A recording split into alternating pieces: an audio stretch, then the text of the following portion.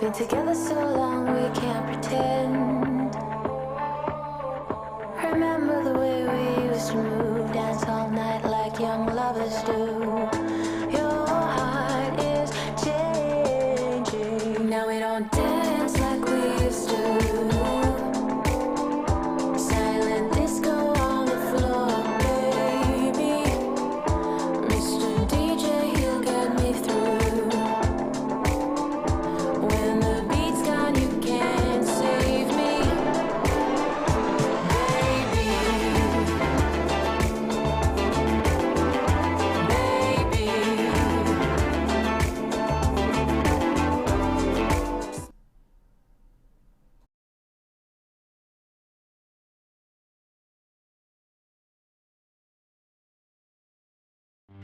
This is Broad Radio.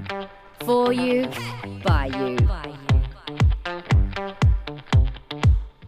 Broad Radio. Here for more.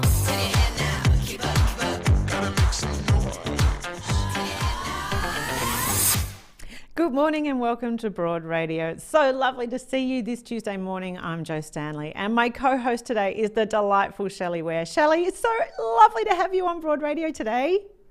It's so wonderful to be here. Thank you so much. I'm loving it already. Look, we have an awesome show coming up. We have Dr. Rosie Worsley, endocrinologist and specialist in women's health, joining us. We're going to be speaking about perimenopause and menopause. And let me say, this is one of our most anticipated interviews that we've done because I put it on our Facebook over the weekend and on my own Facebook. And wow, we have had hundreds of women asking questions, making comments, sharing how hard it's been, and, you know, really highlighting the fact that so many of us are in the dark, Shelley. We are in the dark and it's not something that's spoken about very often. So it's great that we've got this opportunity to get more wisdom and share with people. Absolutely, yes. Dr. Karen Williams, psychiatrist specialising in treating PTSD, is also going to be joining us today. She is the founder of Doctors Against Violence Against Women, and she's campaigning for Australia's first Women's Trauma Recovery Centre. That is going to be a really critical conversation. And to finish off the show, a glorious conversation with Mandy and Kate Jones, who are hosts and creators of 2Ps in a podcast. It is a beautiful community of support for parents of kids with disabilities and additional needs, and they are the most delightful pair. We can't wait for them to join us later in the show. That's all coming up after this. Broad Radio is proudly supported by Chemist Warehouse. Chemist Warehouse, great savings every day. So a little bit of housekeeping at the top of the show. If you're watching on YouTube, it would be really awesome if you could like and subscribe. If you're watching on Facebook, it would be lovely if you could follow us or like us. I don't actually know the difference between like and follow, Shelley. I'm too much of a Gen Xer, but maybe just do both. Do both on Facebook. Absolutely. That's right. We'd love it if you would comment or share your thoughts as you're watching today. Even pop a question into Facebook if you have one for us when we're speaking with Dr. Worsley or any of our guests, really.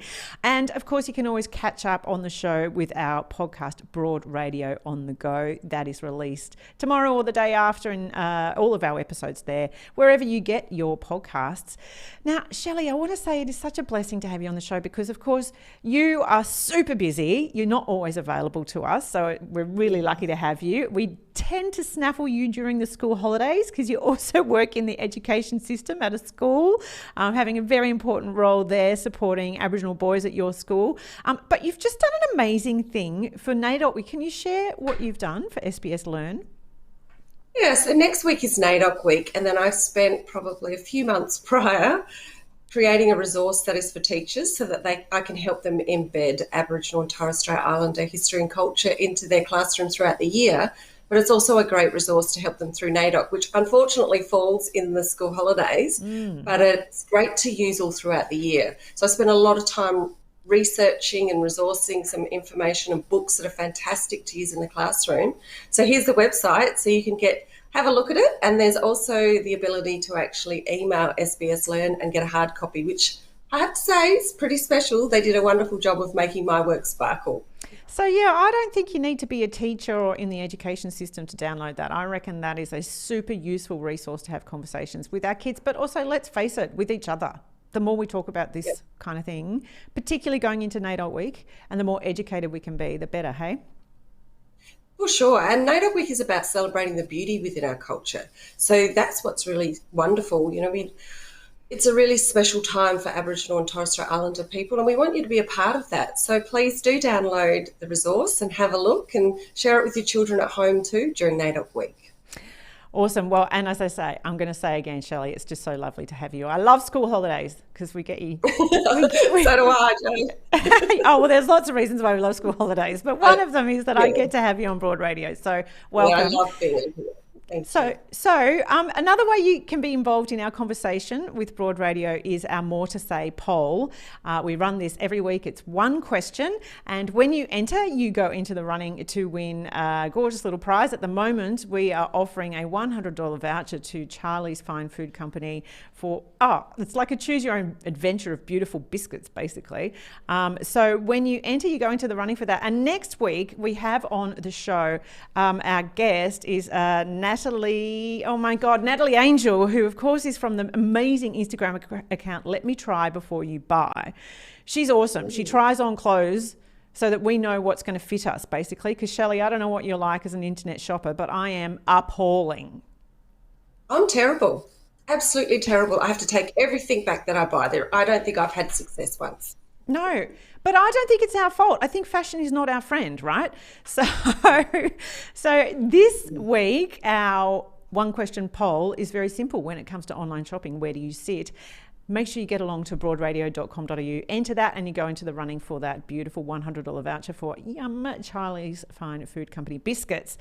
Now, I bring this up because our last week's question was all about menopause. Shelley, I'm going to give you the question. This was the multiple choice, okay? How much do you know, basically? I found the right way and I'm managing my symptoms. Glass of wine and a laugh with the girls is the best treatment.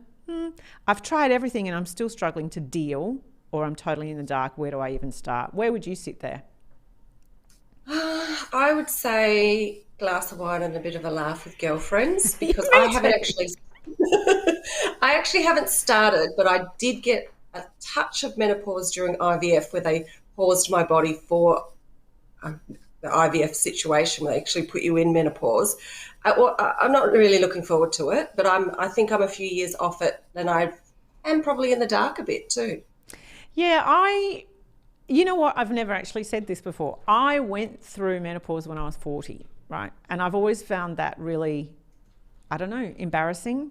I've found it kind of, I'm not ashamed, but I felt just like a weird person. Like, and do you lose your currency as a woman when you go through that? Like, there's so much stigma around it, okay?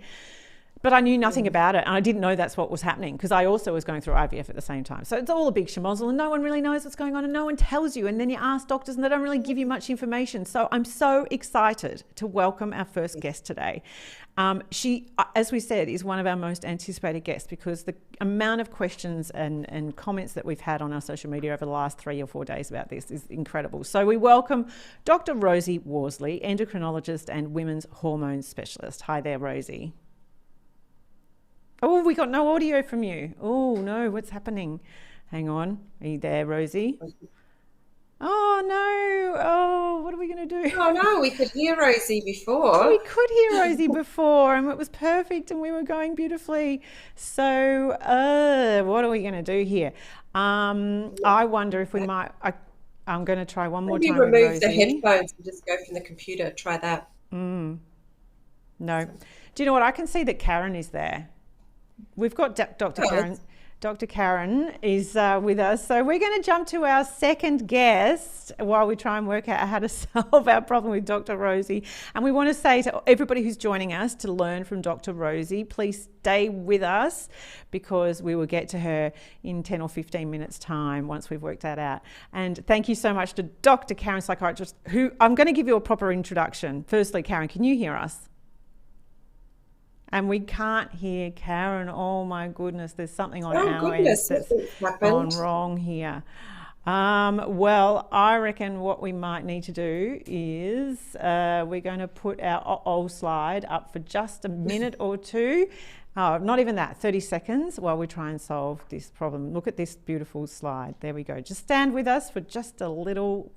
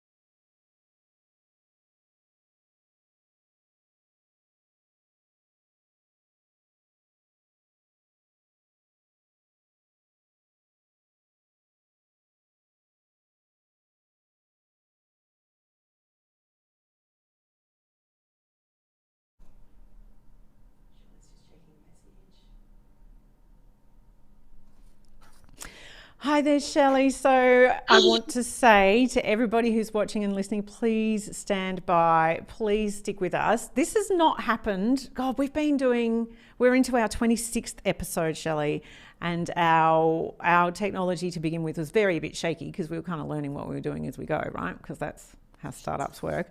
But this is the first time this has happened in a very long time, so we're just troubleshooting. Ro, say hello. Poor Ro over there. To people who Good morning, everyone.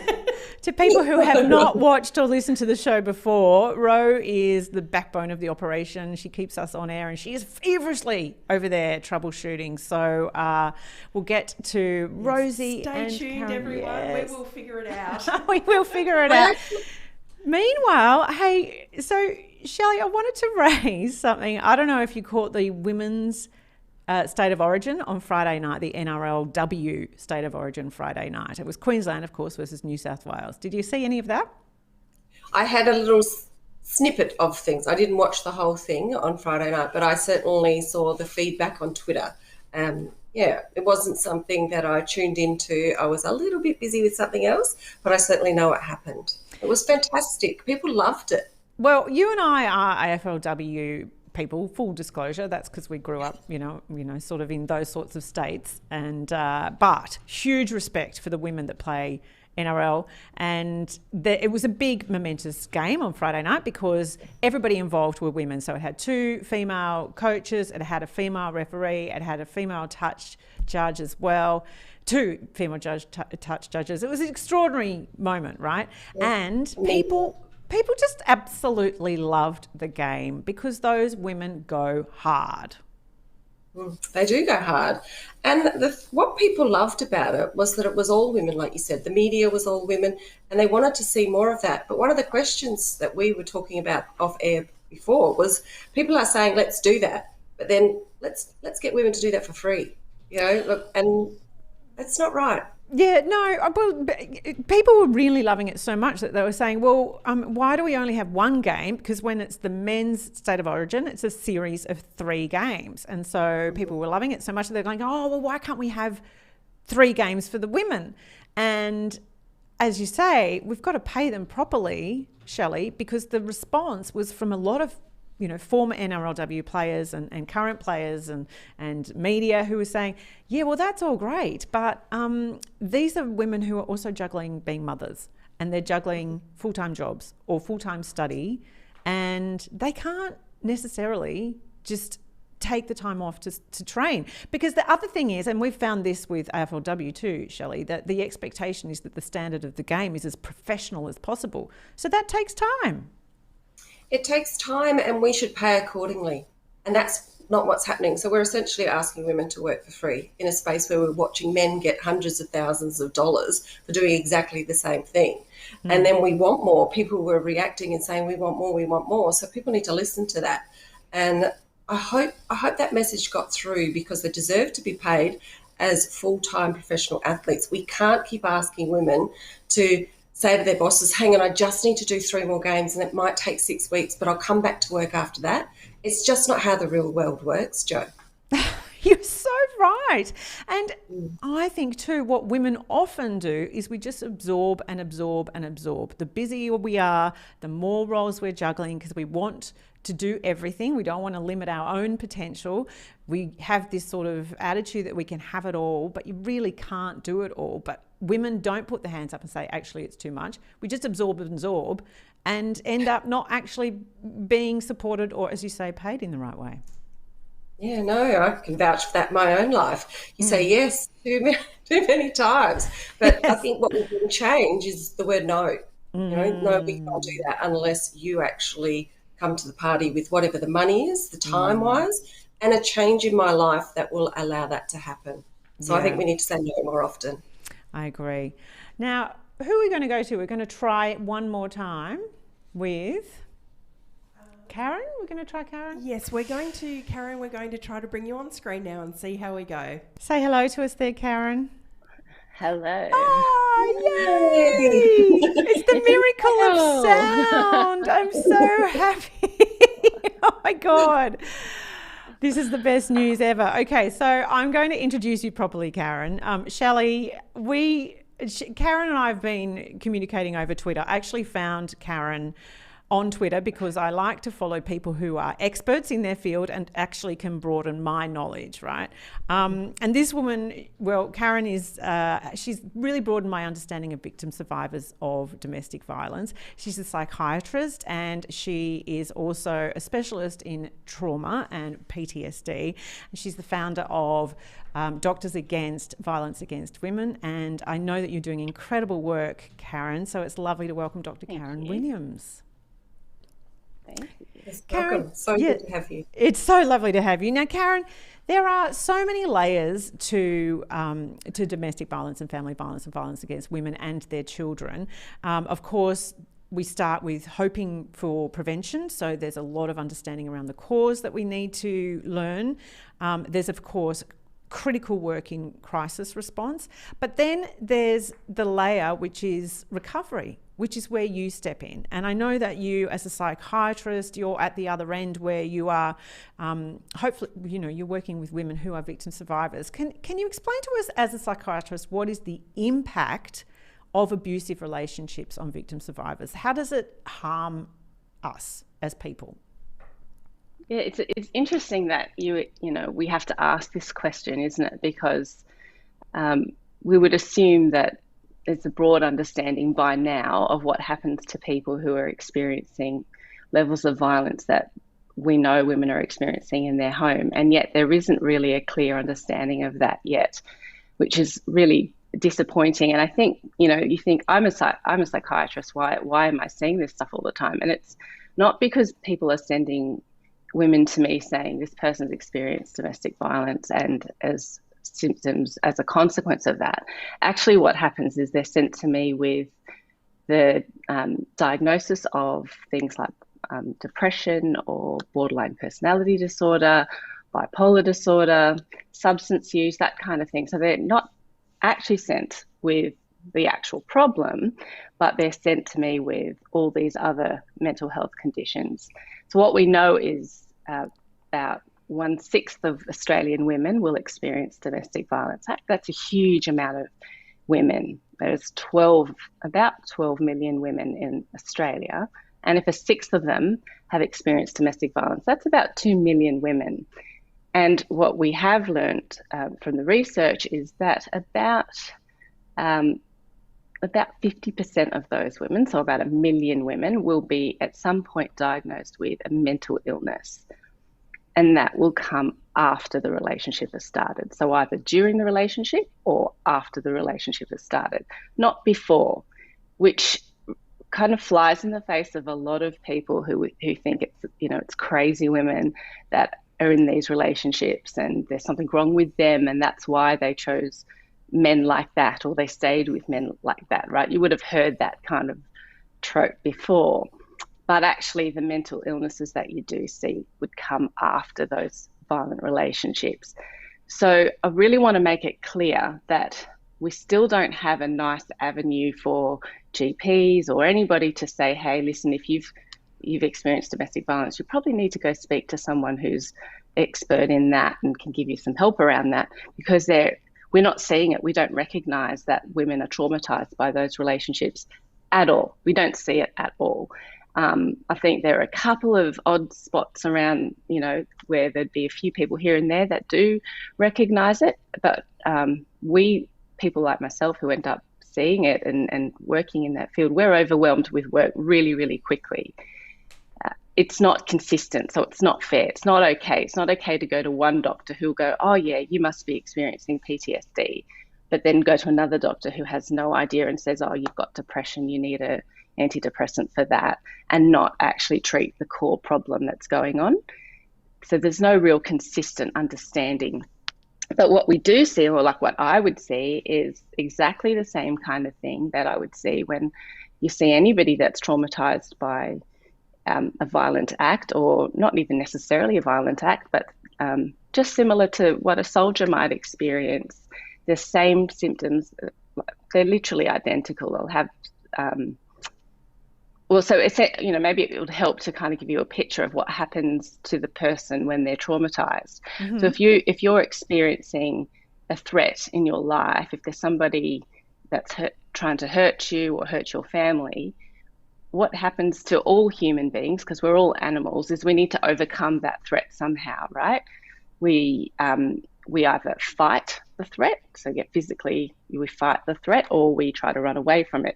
But what happens in domestic violence situations and also in war is that you actually can't do either of those things. You can't really get rid of that threat, can you? You're sort of stuck living with it day in and day out. And that's the problem, is that when you are living day in and day out with somebody that's threatening your very existence or threatening your children, when you're on that constant alert, it means that your normal ability to turn off your threat response and turn it on starts to falter because it's on all the time. It's normal for me to, say, walk down the street if it's a dark night and I'm all by myself and I see a dark shadow. It would be normal for me to start, having heart palpitations, breathing up, getting anxious, getting scared, right? But then as soon as I'm safe inside of my home, I should start to calm down. It's normal for me to have it turn on and turn off.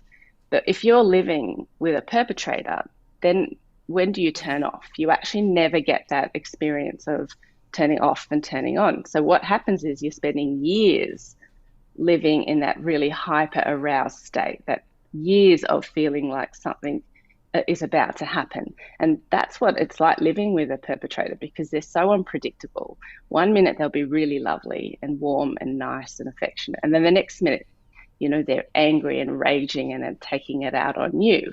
So you don't ever want to really let your guard down if you're with somebody like that. So you're just on all the time. So even after you've left a relationship like that, you will be in a similar way, always switched on. So always anxious, always waiting for things to go wrong. What happens in these sort of relationships is you're always trying to predict what your abuser's going to do, what's going to make them angry, right? So you want to know everything about that person. So you get into their head and you try to understand what it is that makes them mad. So people who have been abused, they'll do that with everyone in their life. They're always sort of thinking, anyone that talks to them in a funny way or in a different way, they'll say, oh, that person doesn't like me, that person's angry at me. They're always feeling like people are mad at them or about to get mad at them, and preempting that by just giving a hell of a lot. So they're very generous people that are always trying to keep everybody around them calm. They can't actually just relax and live their life for themselves, but they're very much about trying to look after other people. They don't really even know what they like. So a lot of women that are in those have come out of relationships like that can't tell you. They don't know what they like in their life or what makes them feel joyful. It's really hard when you ask the question, what do you like doing? They don't know, because they've spent so long doing what their partner wants so that their partner stays happy and doesn't hurt them, that they actually haven't got an idea of the things that they like themselves. For example, if their partner is in a better mood when they eat Chinese takeout, right? I'm making it very simple, but let's just say it was something like that. Then when you ask her, what do you want for dinner? She's going to say, oh, Chinese takeout. Not because she likes the flavour, but because she knows that when he has it, he's in a better mood and he's not going to hurt her when he's in a better mood. So she sort of lives her entire existence of making sure that everyone around her is happy. And it's exhausting. They are exhausted people. They don't sleep a lot of the time. They're up all night, because who wants to sleep if there's a threatening person in your vicinity? I mean, you're sleeping under the same roof as a perpetrator. So they don't sleep in their relationships, and they don't sleep after the relationship. So they'll have problems with sleep. They'll have problems with enjoyment. They'll have problems identifying themselves, who they are, what they like. Like I said, they feel guilty about everything. They're the people that will say, oh, I'm sorry. For what? They won't have done anything wrong, but they're always that sense of guilt. They'll take the blame for everything. They have such low self-esteem that when people treat them badly, then they don't even recognize it, because they often see it as that's what they deserve and that's what's kind of normal. And somebody does something bad to them. So, well, if I hadn't done this particular behavior, then that wouldn't have happened. So it's that constant self-loathing and shame that they experience. And so when they go to the doctor and say, you know, I'm crazy, I can't sleep, I'm depressed, a lot of the doctors won't ask them what happened to make you feel that way, but will say, oh, if you're not sleeping properly or you're not eating properly, okay, here's an antidepressant, try that. Or go for a run, you know, that kind of thing. So it's that absolute invisibility that we have to the fact that there are huge amounts of women out there who are suffering from the traumatic impacts of things like domestic violence, but also things like sexual abuse. There's so much sexual abuse, so much child abuse. There's millions of people in this country that are traumatized and are invisible in our health system.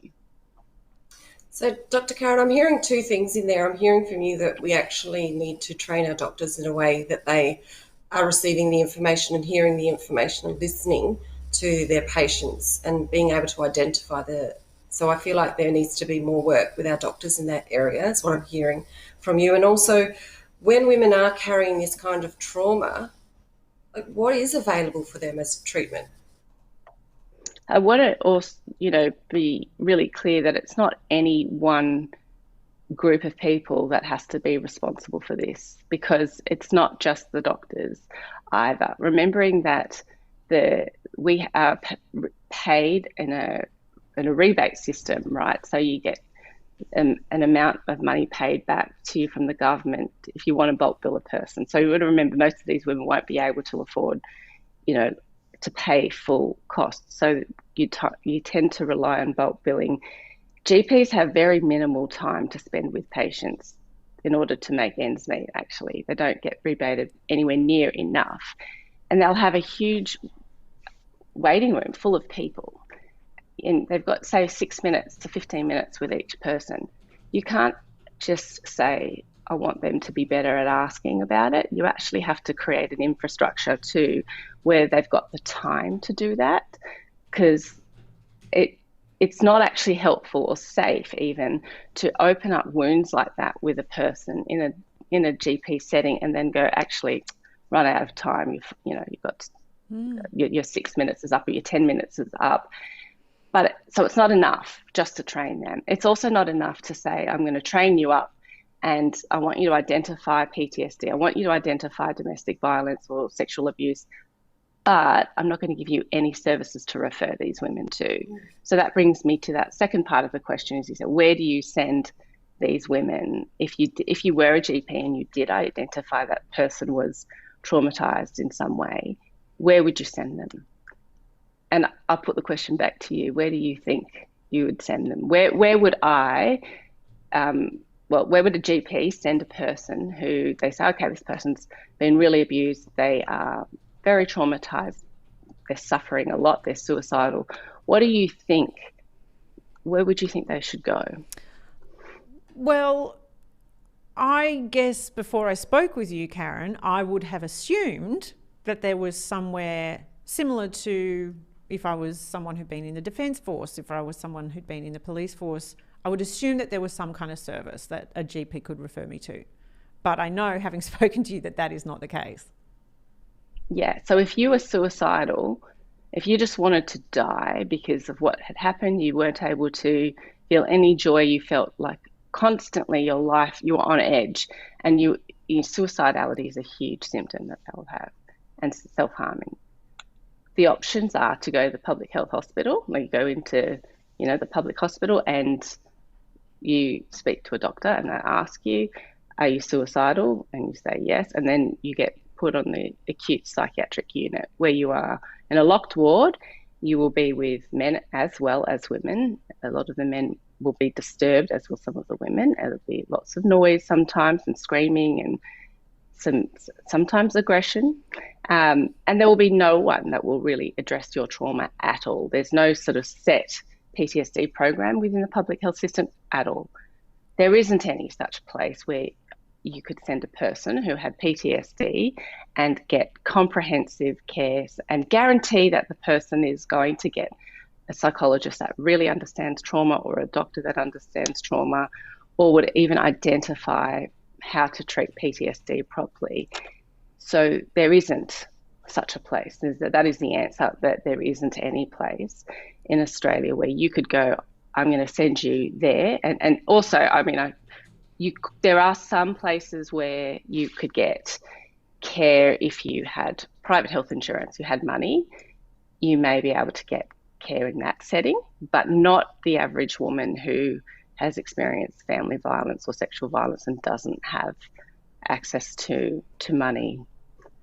I want to just so acknowledge... Dr. Karen, you've actually been lobbying for a trauma centre for women. Tell us about what you've been doing in this space to basically solve the problem about what you've just been telling us about. So I ideally would like to see every woman in Australia be able to access the same kind of care that any veteran would have, any first responder, any police officer.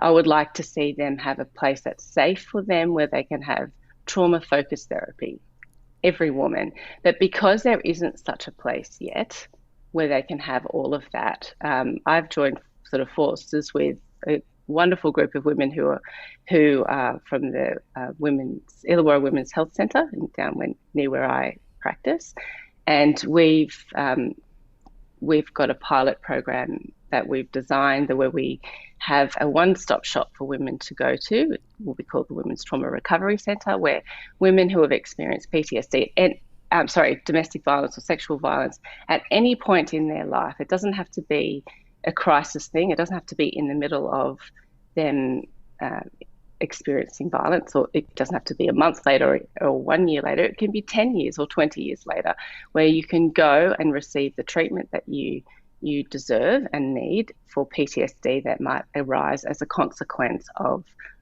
violence. And it would be a place that's only for women, because most of the women who I've worked with or my patients are quite traumatized by being in the vicinity of men, and they are actually more distressed by that. So it would be a gender-specific place. Yeah. I want to acknowledge, actually, Karen, we've had some comments on Facebook. One of our followers has said that she was put on antidepressants during her traumatic relationship, and she stayed on them for 28 years, and she's only just weaned off them last year, and now has been told her brain has trauma from taking antidepressants for so long, but she was given no option except to take medication, which is just that systemic misunderstanding of what she was going through. And so I guess, hopefully, Karen, this kind of conversation, if we're having it more and more, there'll be a greater understanding that, of course, there are millions of women that we're working with every day, that we're standing next to at school pickup every day, who are carrying considerable symptoms that we need to understand better. Yeah, and listen, I mean, again, going back to it shouldn't just be one group of people like doctors that need to improve their understanding, right? Because women that are leaving these violent relationships, they will almost always have children. And a lot of those women are going to have to go through the family law court to try and get orders around the safety of their children. So we have this funny little world that says, you know, women, if you're in these violent relationships, you should leave, right? We tell them you've got to get out of there. But when they try to actually leave, we go, actually, no, you can't do that unless you're going to make sure you keep seeing your perpetrator and you keep allowing your children to see the person that has been assaulting you, right? That's what we say to them. You have to facilitate those relationships. And so women are forced into the family law court. And in that family law court, if they've got any kind of mental health issues, that will be used against her, because he's very likely to throw in her face and put forward to the court that she's crazy. It's what they do all the time. We see it all of the time. So if you've gone to a doctor and they've given you the wrong diagnosis and said that you're depressed, or even if you are saying, I am depressed, I am anxious, I'm scared, and rightfully you should be if you're living with an abusive person. But if you have that history, then that's going to get used against you in the family law court. And they will say, well, is she really a good mum? And maybe she would be better with him, who's very stable and there's no just overt displays of mental illness in his life.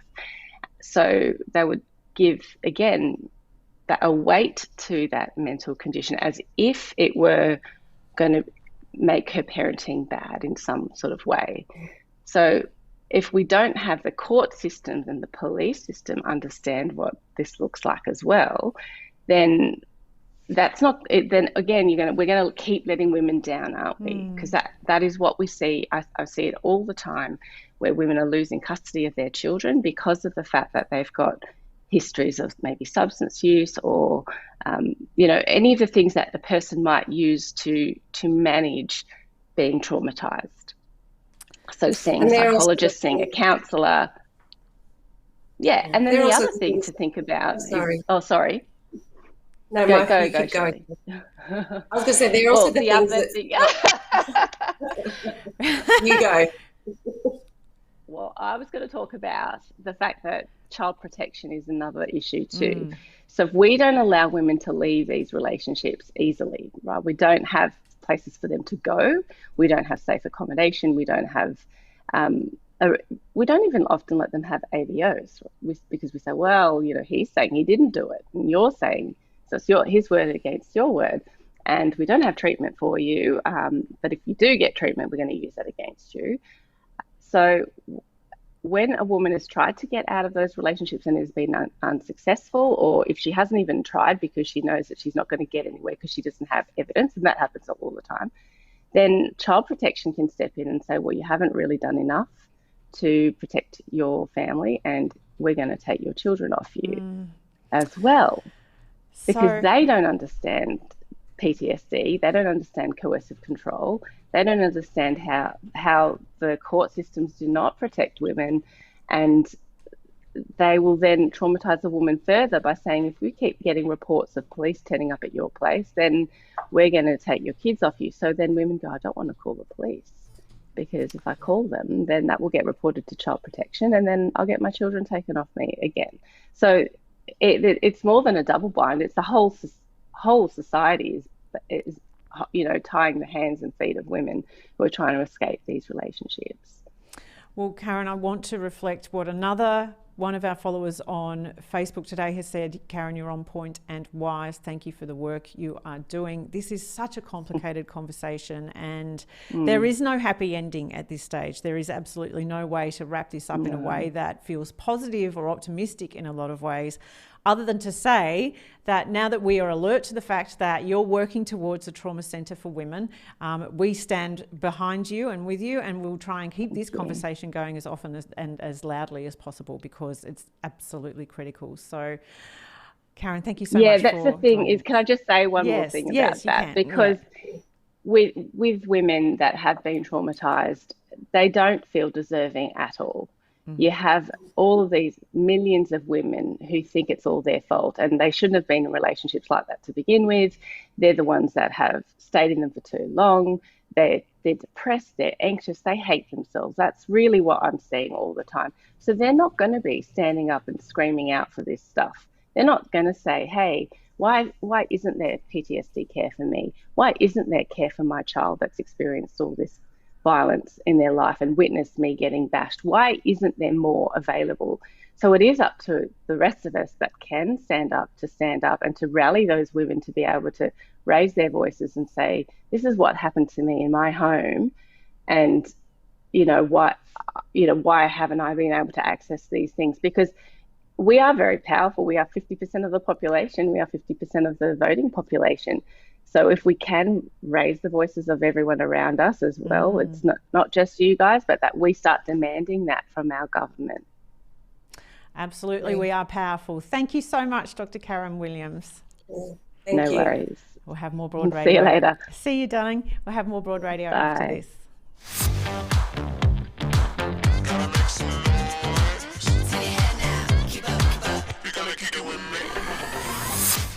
Well, at Broad Radio, we are growing because of the support of our partners. And so today, I just want to say a big thank you to Saba Organics. We believe in caring for each other, for ourselves and the planet, which is why we're really pleased to be partnering with Saba Organics, one of the world's only 100% certified organic range of skin and body care. So what I have learned is that we don't want in our hand wash or our hand sanitizer or our cleaning products for our home to be covering our skin in toxins or chemicals. But the fact is, we don't really necessarily know what's in our products, because when you use the term natural ingredients, Often they've been exposed to toxic herbicides and pesticides in farming, which of course is damaging to the earth and not great for our bodies. So Saba Organics is 100% certified organic, which guarantees no aluminium, no sulfate or parabens, and no toxic chemicals. I love the Saba Organics lemon tea tree and kunzia hand wash, but you can check out their whole range at sabaorganics.com. With my respiratory issues, I know I have to quit smoking. And quitting before I'm 40 means I'll live up to 9 years longer. What will your future hold when you quit? Make your next quit attempt at Chemist Warehouse. Broad Radio. Talking inspo we love, info we need, and sharing more of us. Watch and listen live every Tuesday 9 a.m. Australian Eastern Daylight Savings Time at broadradio.com.au or find us on Facebook, Twitter, YouTube and LinkedIn at Broad Radio Oz. Talk to us live. Call on 1300 8 Broad. Catch up on demand anytime, anywhere, every time, everywhere. On the train, we'll be here. 2 a.m. existential crisis? We've got you covered. Broad Radio. Here for more. All right, Shelley, are you there? It's been a very emotional morning having that conversation with Dr. Karen Williams. It sure is. And I see the impact of children being in the education system for 25 years. She's right. There is nothing really there for children. And it's not just doctors. It's also teachers. It's also educators. So we need to understand the side effects or the trauma that they're facing as well, because we need to be able to support them, I think, better than what we actually are. Yeah. We will continue that conversation and do whatever we can to support Karen in her work. Now, we've had a bit of a shaky start because we weren't able to get the audio from Dr. Rosie Worsley, who is going to take us through all of the things we need to know around perimenopause and menopause. We're going to try again with Dr. Rosie. Now, can you speak to us? Oh, look, the audio's not working. Oh, so this but this is what we're going to do, okay? Because it is such an important conversation. We're going to do a special with Dr. Rosie Worsley. She's sitting there silently, just sort of, hello. So we're going to be on the blower to you in just a moment, Rosie, to find out when you are available so that we can do a special show just for you, for all of the women that have tuned in today to learn from you, because I know that there's a massive hunger and a real need for it. So we will organise that as soon as possible. Rosie, you'll hear from us. This is such a strange thing to see you and not to be able to hear you. But thank you so much for all of your patience there, and thank you also to our audience for being patient around that. I promise you we will get this conversation with Rosie on Broad Radio and we'll answer your questions. We're going to go to some outright superstars who I hope we will be able to hear from. They are actually, hello, can we hear you? Hello, can you hear us? Kate, yes, we can hear you. Look, let me give you a proper introduction then, okay? Before you see Mandy Hose and Kate Jones, who are the hosts and creators of Two Peas in a Podcast. It's about parenting with kids with disabilities and additional needs. They get 30,000 downloads a week. They've got a book deal. They were nominated for Australian of the Year this year. They are flat out legends, these women, and we're so thrilled to have them on Broad Radio. Hello, ladies. Hello. Hi, everyone. Thanks for having us. Oh, congratulations on your enormous success with Two Peas in a Podcast. I feel like today we're talking about women who are often invisible, and your community is about parents who probably feel invisible. Would that be true? We were nodding away listening to Dr. Karen about so many similarities in our tribe, for sure. What a powerful woman. That was awesome to listen to her. Can you tell me then, you, I'm sure, did not imagine the success that you would have when you started Two Peas in a Podcast. What was your first initial goal for your podcast? Well, we had a dream of 30 listeners because we thought that was a pretty good little community to have around us. 30. So initially we thought that'll be all our friends and our family and people that feel sorry for us. And then, my goodness. Are you there, Shelley? Oh, our audio is just not... Oh, say that again, Shell. We missed you. I I absolutely love your acknowledgement to country at the start of your podcast and the language warning, Joe. I think we need to take the language warning and go with it. It's absolutely special. So you're very honest in your podcast. Is that difficult to do? Are there moments where you find that more difficult than others to be really honest about what's going on in your life and your child's life? Yes. Yeah. And it's a really fine line because we are really, really mindful that our children are minors and therefore we can't share some of their stories. Do you know what I mean? Like it's really our stories as parents that we're sharing. Yeah. And so that's why we've given them pseudonyms and we've done everything we can to protect their privacy. But we also had this really strong feeling that there's so many women feeling very lonely that are diverse mothering, and we just wanted to say, you know, we've been lonely too, so come and join our tribe. And we know that when women are supported, we will do a better job of parenting. And when we're doing different parenting, we need to do a better job. So we just realised we're going to lead it. Is there a story that you remember sharing that was particularly powerful, that you know got a huge response and for yourself felt quite important to share?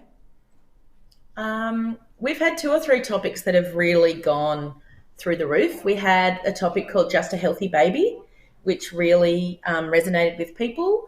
School awards and attendance really, really, really resonated with people. And I think when we talked about the NICU and having premature babies, because that is a story untold. Can you share some of that? Sure. Well, I think we were just talking about, you know, what it was like to leave, because we both had a set of twins. So what was it like to leave our twins? My pregnancy was relatively smooth, but then to have my girls at 31 weeks, and then what was that like to leave them and go home that night? You know, that sort of stuff. Kate talked about a tricky pregnancy. And I think alongside the tricky pregnancy was the Just a Healthy Baby. So it's something that we all say when someone says, do you want a boy or a girl? We're also, you know, politically correct and cool now that we say, I just want a healthy baby. Mm-hmm. And so what that means to probably 1 in 10 parents, I don't want a baby like yours. Yeah. I don't want a diverse family. I don't want a family whose children are not perfect, not that there's any such thing. And we want to break that stigma because our families are unbelievable and our children have brought so much into our lives and we wouldn't change anything. Yeah. So the response has been extraordinary. Your passionate community of peas, as you call them, which I absolutely love that you do that. So what does connect you all and what do you get from your listeners and what do you feel like you give to your listeners? Well, I think in the beginning it was just we were getting emails, we were getting messages from so many people just saying, I'm lonely, I can't believe you're talking about this stuff. And so that in turn then gave us great confidence as well. And we were like, right, okay, I don't know what we're doing is working. Yeah. And I think we didn't realise that the way to cure loneliness is to talk about loneliness with other people who are lonely. And once you realise you're all lonely, you're like, we're all not together. lonely. Yeah. So we've got Facebook and Instagram, but then we started a Facebook private group that has been tremendous. Unbelievable. So it's a very kind pocket of the internet. Very. And so people are in there. We've got professionals in there. We've got parents. We've got adults with disabilities. We've got the whole P tribe. And that's what we really love is that it's not just, oh, you can only come in because of this and this. No, everyone's welcome. Something that you said really resonated with me because my daughter was born with lots and lots of challenges, and I remember being in a mother's group meeting very early on and feeling completely alienated because my experience was so different from all of them. And I think your way of really just explaining to the world that there's no normal actual version of motherhood, and we're sold kind of a lie about this ideal, don't you think? Oh, 100% we're sold a lie. I mean, women are sold lies all the time. Yes. But this is a really, really big one because the loneliest I think I've felt has been like sitting at a table with a bunch of amazing school mums who I really, really love and who love me, and listening to their conversations and thinking, I don't have anything the same as them, nothing. But they're not trying to exclude me. but it just happens because when you're sitting with a bunch of people who know nothing about neurodiversity or disability, you get accidentally excluded. Yeah. And I would be, I'd be with my mother's group and I'd be rushing to Monash for, physio appointments. Then I'd be having, MRI brain scans on the girls. And there were so many things that those people weren't doing at all. And that was on top of having premature births and NICU time. Like, how could anyone understand? And that's why when we found each other and we found people in the multiple birth community with children with disabilities or additional needs, we were like clinging to them. It didn't matter what was going on with their kids. It was just like, well, you understand a little bit of what I've been through. So can we be friends, please? Yeah.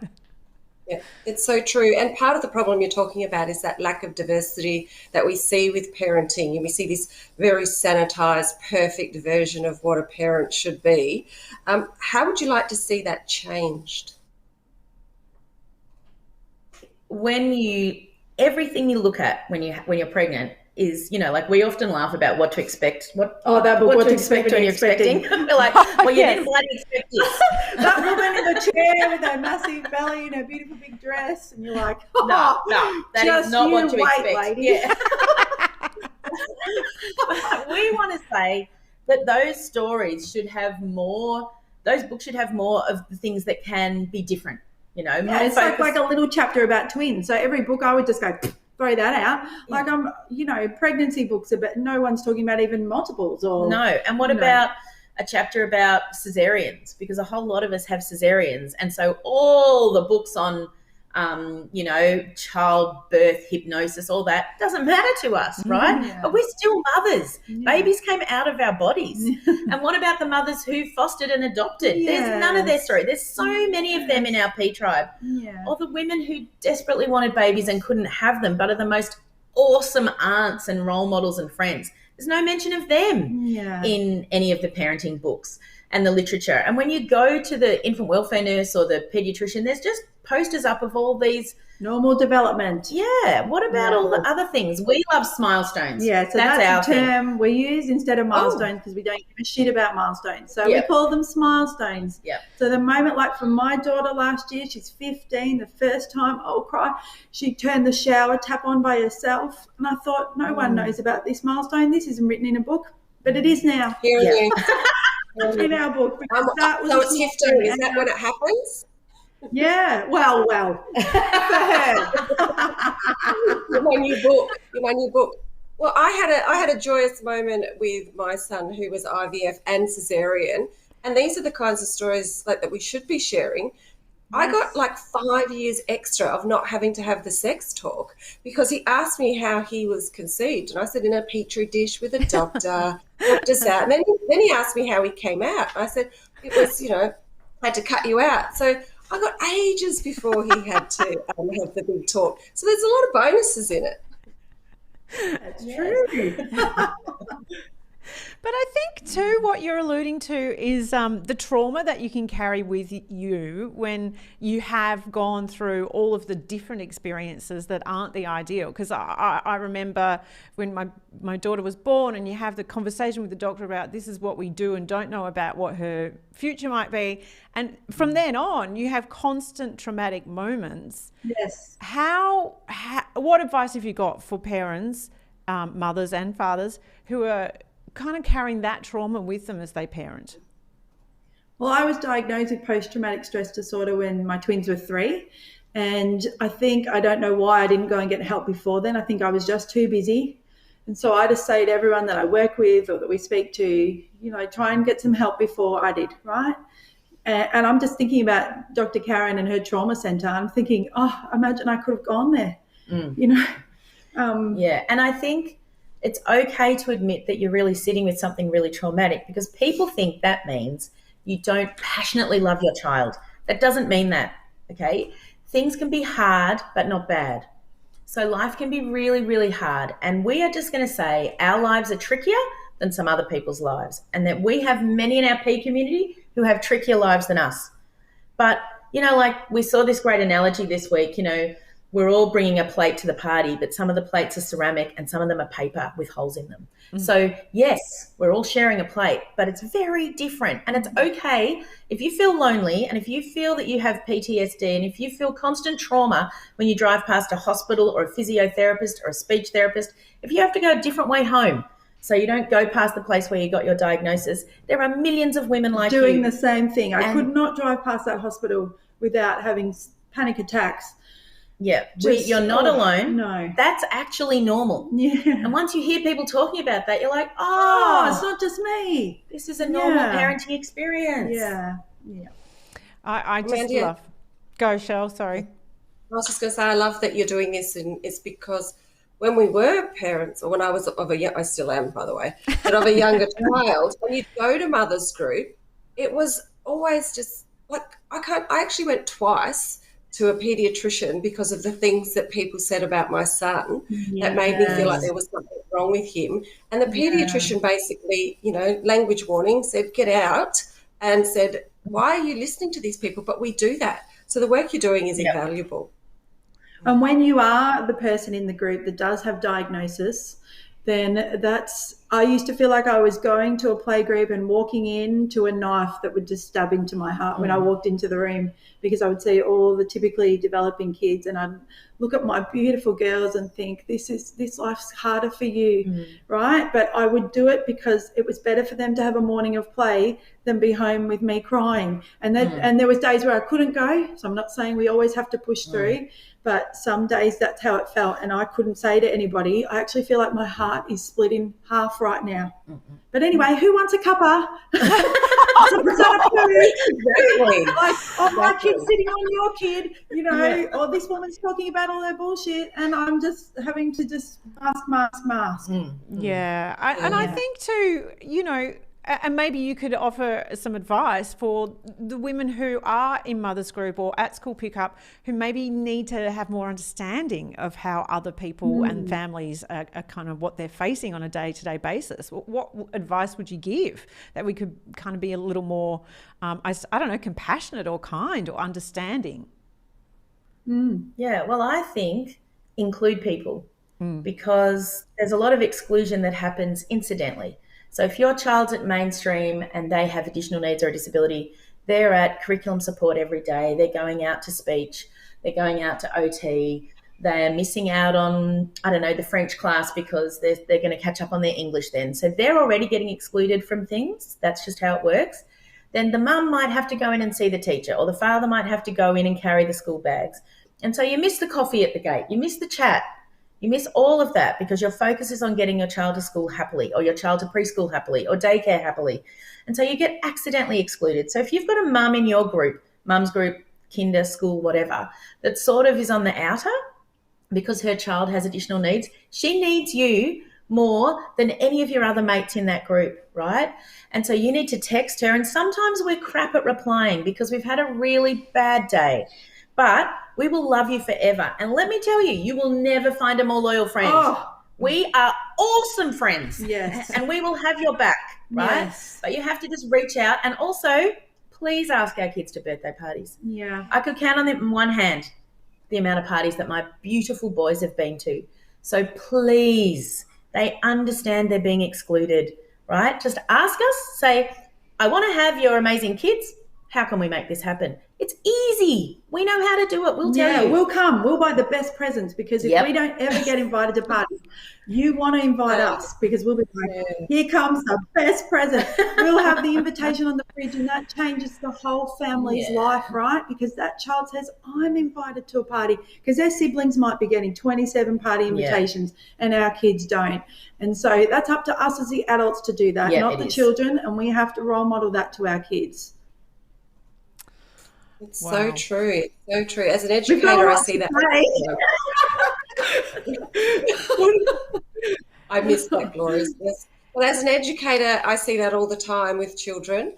And my own son, he's dyslexic. So all those things you're talking about, missing out on language, being different. And I think the problem that we have in our house is he turns it into a joke.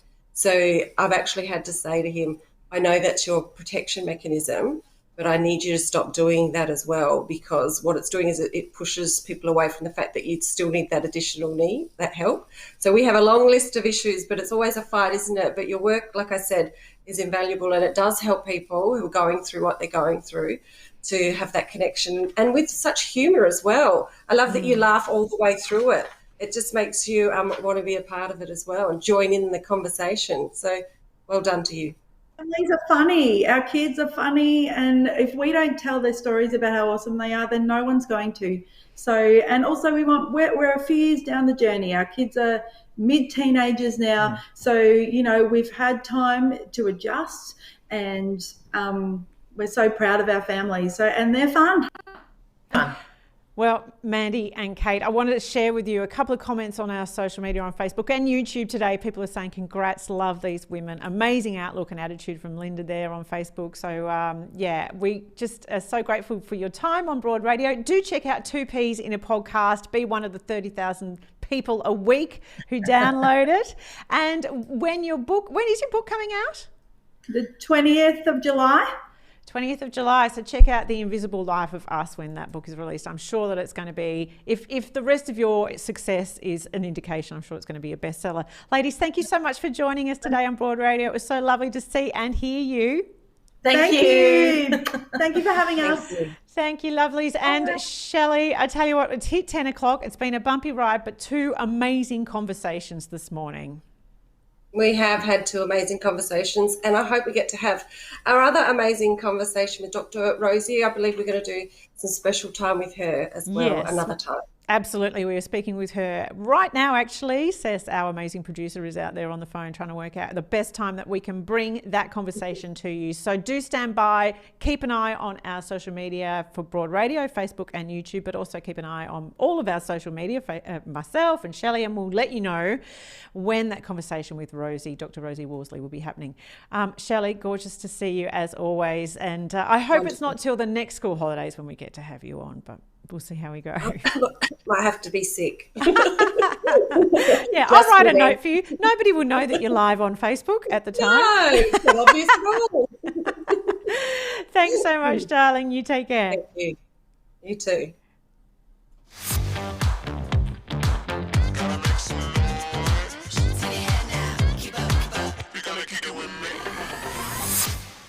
Broken mirrors, pretty lights. Another runaway city boy getting too high.